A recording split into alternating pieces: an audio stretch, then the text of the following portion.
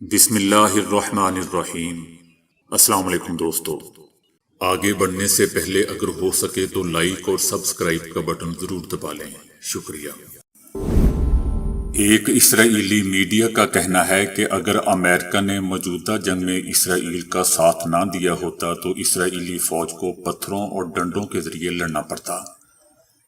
اسرائیلی T V channel 12 کے سیاسی تجزیہ کار امنون کا کہنا ہے کہ اگر امریکہ نے اسرائیل کو ہتھیاروں اور گولہ بارود میں مدد نہ کی ہوتی تو ہم پتھروں اور ڈنڈوں سے لڑنے پر مجبور ہو جاتے۔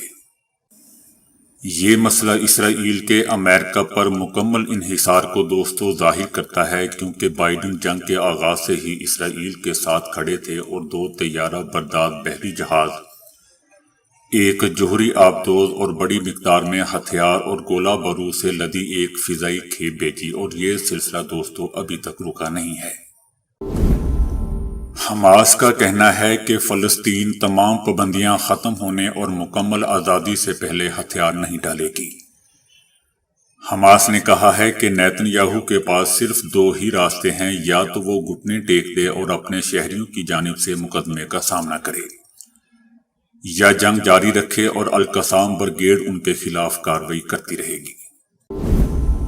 القسام بریگیڈ نے غاصب اسرائیلی فوج کی 2 بختر بند گاڑیوں اور 3 ٹینکوں کو تباہ کر دیا ہے۔ القسام بریگیڈ نے غزہ پٹی کے وسط میں صہیونیوں کی 2 بختر بند گاڑیوں اور 3 ٹینکوں کو تباہ کیا ہے، اور یہ دوستو بالکل تازہ خبر ہے۔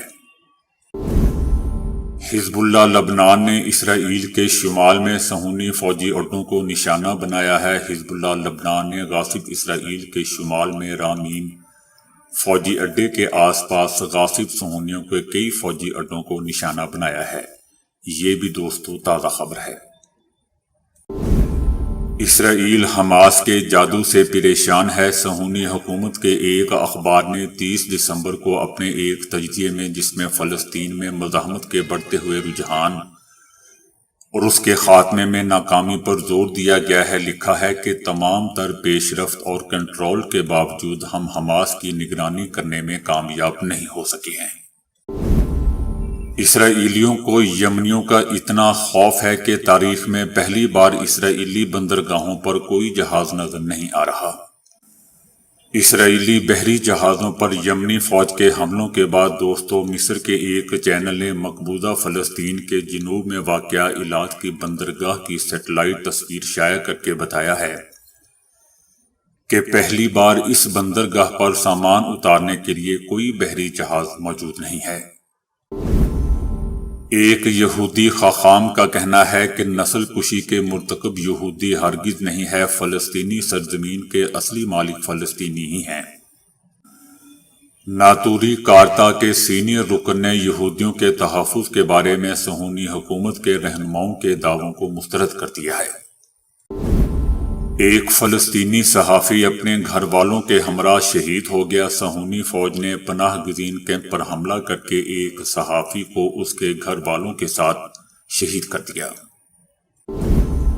امریکہ نے غزہ جنگ کو ختم نہیں بلکہ کم شدت کے ساتھ جاری رکھنے کا اعتراف کر لیا ہے۔ غزہ اور فلسطین کے بارے میں اقوام متحدہ کی سلامتی کونسل میں سن 2023 کے آخری اجلاس میں اس کونسل کے اراکین نے صہیونی حکومت کی جانب سے غزہ جنگ کو پھیلانے پر تشویش کا اظہار کیا۔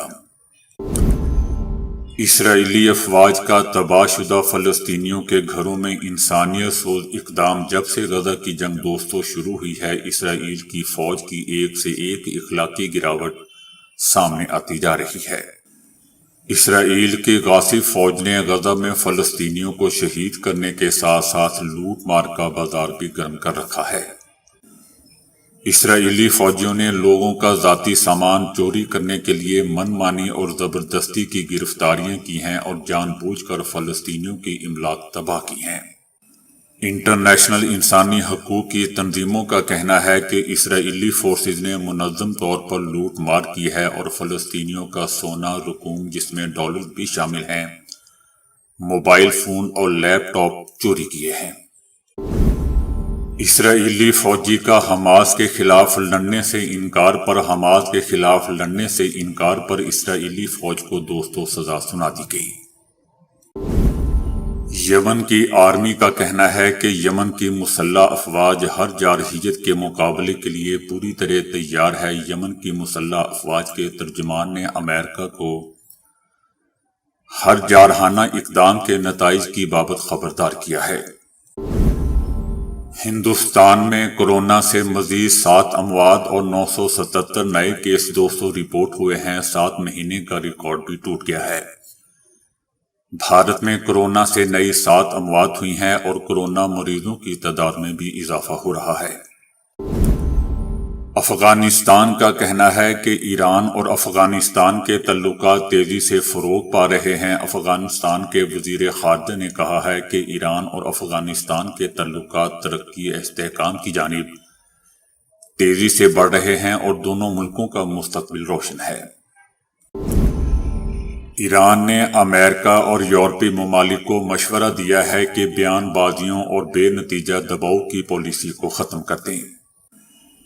ایران نے ایران کے ایٹمی پروگرام کے بارے میں امریکہ اور 3 یورپی ملکوں کے مشترکہ بیان پر رد عمل ظاہر کرتے ہوئے کہا ہے کہ ایران کا ایٹمی پروگرام ہمیشہ پرامن رہا ہے اور رہے گا۔ پاکستان کے الیکشن 2024 کے لیے تحریک انصاف کے 70% سے زائد امیدواروں کے کاغذات نامزدگی مسترد کر دیے گئے ہیں۔ تحریک انصاف کے چیئرمین عمران خان، شاہ محمود قریشی سمیت دیگر رہنماؤں کے کاغذات نامزدگی مسترد کر دیے گئے۔